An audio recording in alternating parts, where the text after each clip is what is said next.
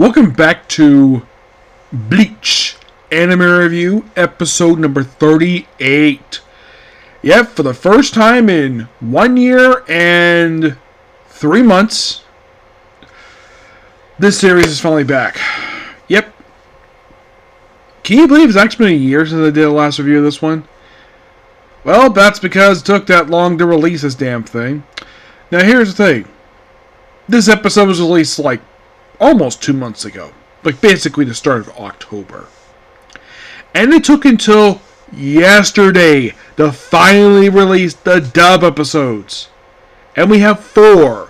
So between every one of these episodes, I'm basically going to discuss one. I'm going to basically watch another anime, watch these episodes of another anime, come back this one, and really get those done. The one after this one, I was going to do Rama Half, then I changed it to Bleach, and then I know Fairy Tail got released. I'm watching Fairy Tail next. I'm going to watch that first, come back here to do episode 2, and then basically work on Rama Half, get it done with, and then Blue Exorcist. And I'll cap it off with the 7 Deadly Sins, 4 Nights Apocalypse. Right after do the 4th episode of this one. So, in this particular episode, this is the 27th episode of Thousand Blood War. This is also the 393rd episode known as A.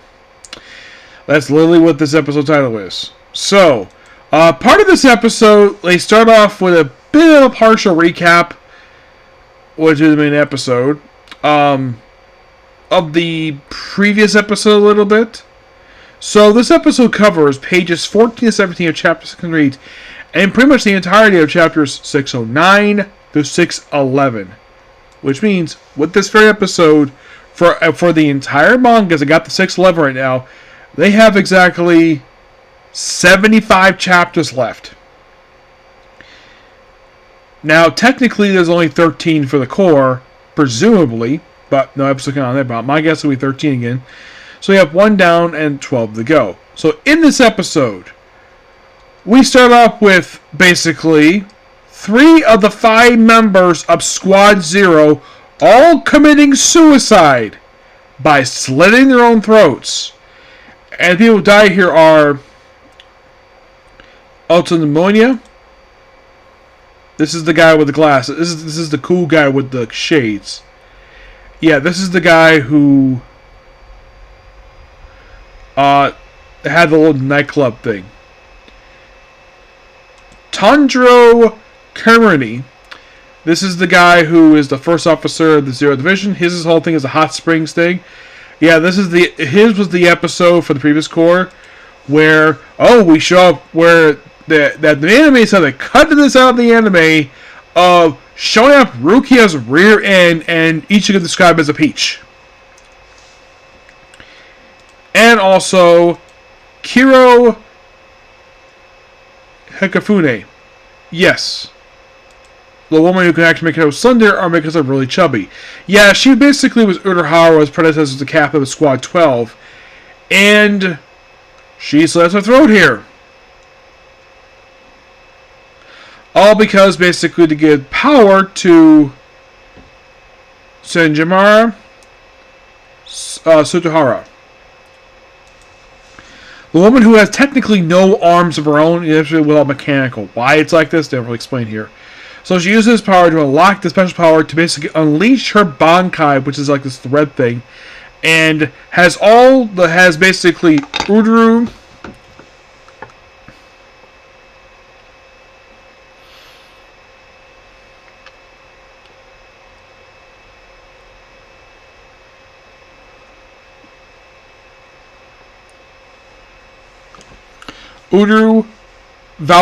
Joe Valkyrie,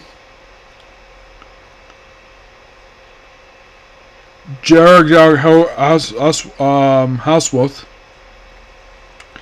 Now, each one of them basically goes to their own thing. Now, Gerald, one looks like freaking Thor.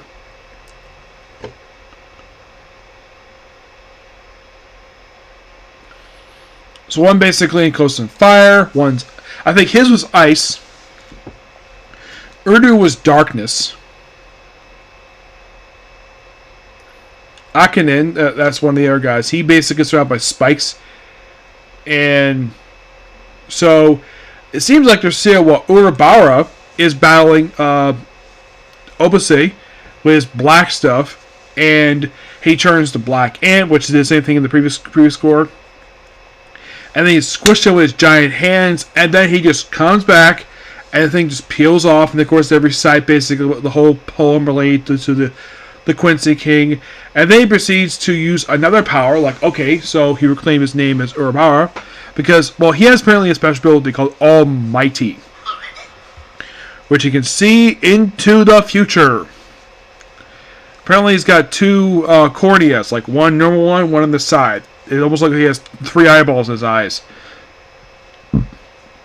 Eye socket. So, Totsume proceeds to form a shrine and cover the pathway with like hundreds of skulls. And these are skulls from 100 years in the future, because basically it controls the black stuff. And it seems like this is going to beat him, but nope. Urabara proceeds to basically stab it and he blows into pieces. And uses powers from everybody, and of course Uru proceeds to kill the other member, the only standing member of Squad Zero. Yes, basically in a way, he fires an arrow at Shurahara right through her heart, killing her. Yeah, so pretty much in this episode, the Quincy just massacred Squad Zero. Like, all 5 members, well, technically they killed 2. The other 3 basically commit suicide in order to undo their blood oath. So then Ichigo's group finally arrives, and they notice the aftermath of this. By the way, this episode's full of a lot of really good animation. Para must have spent no expense in this animation. This looks freaking gorgeous in this episode. And we do see that Urabara, where he's basically taking pieces of the pillars that goes to the Soul King's main palace and forming steps to get up there. So he gets up there, and he walks up to the Soul King himself, the man who's the ruler of the 3 worlds, Wikamundo, the world of the living, and the Soul Society, and he takes his sword and stabs it right through his heart. But before this, Ichigo basically is told by Urabara to say his full name. He does, and he reforms his body. But he's not full strength yet. And it's due to his power he's able to do this. So he tells Ichigo, stop Urabara. Don't kill him, just stop him. And Ichigo's like, okay. So him and his group proceed to go up there. And his group is still comprised of himself, Orihime, Chad, Orichi, which of course basically I know last core a lot of people were upset with the whole voice casting change. And basically, technically, a guy who was technically Ichigo's cousin.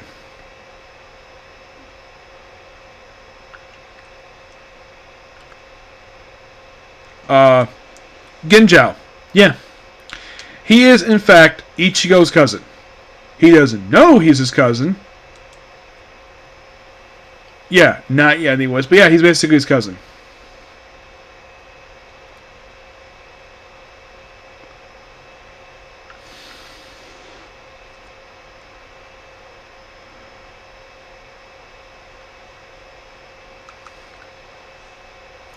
But yeah, great episode.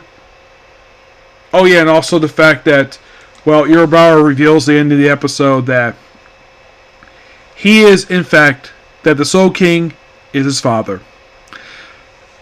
Something viewers kind of imply, but yeah, that's basically true about it. So that's pretty much it for this episode. This episode was really good here. I like it anyways.